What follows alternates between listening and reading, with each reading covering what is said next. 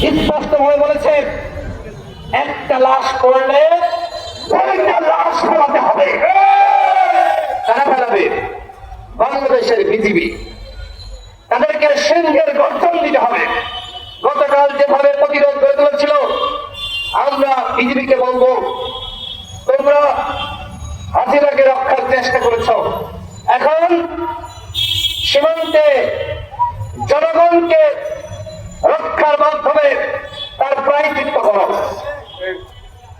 তোমরা যেভাবে ছাত্র জনতার বুকে গুলি চালিয়েছ, আমরা কিন্তু ভুলে নাই।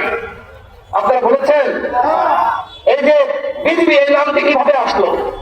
সেই বিডিআর বিদ্রোহ, ওই সময় অসংখ্য বিডিআরের জওয়ানদেরকে মিথ্যা মামলায় গ্রেফতার করা হয়। আজকে তাদের অনেকে জামিন পেয়েছে, আমরা তাদেরকে ওয়েলকাম জানাই।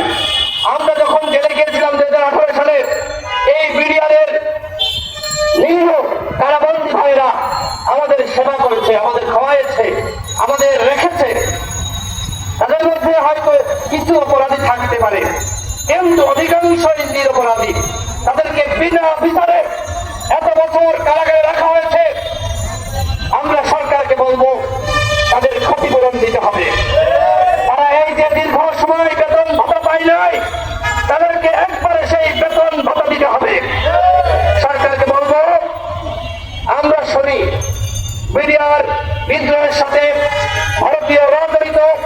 ওই সময় ভারত থেকে একটি প্রশিক্ষিত বাহিনী এসে বাংলাদেশের সেনাবাহিনীর 57 জন অফিসারকে হত্যা করে। ওদেরকে খুঁজে বের করতে হবে।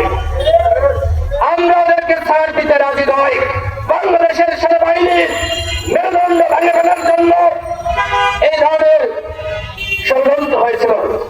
সেই ষড়যন্ত্র এদেশের ছাত্র জনতা দীর্ঘ সময় পরে হলেও সেটি মোকাবেলা করেছে এবং আসল রহস্য উন্মোচনের পথে। সর্বশেষ যে কথা বলবো, গতকাল দেখেছেন, গতকাল এসএসএফ তার ডিজির বাসা থেকে একজন আওয়ামী লীগের নেতা গ্রেপ্তার হয়েছেন।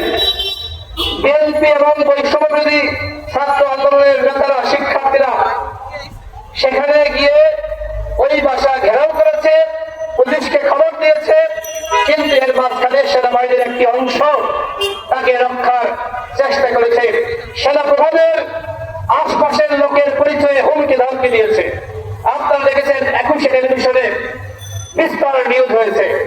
এই যে এইখানে এতগুলো সাংবাদিক আছেন, আপনারা নিউজ করতে পারেন নাই কেন?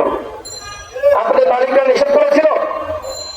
উত্তর আছে, বাংলাদেশের এতগুলো মিডিয়া চ্যানেল আর চ্যানেল, আপনারা নিউজ করতে পারেন নাই কেন? কিসের ভয়? তথ্য উপদেষ্টা নাইটকে আপনাদের নিষেধ করেছে, সেনাবাহিনীর পক্ষ থেকে নিষেধ করা হয়েছে, এসএসএফ এর পক্ষ থেকে নিষেধ করা হয়েছে। কেন নিউজ করতে পারলেন না?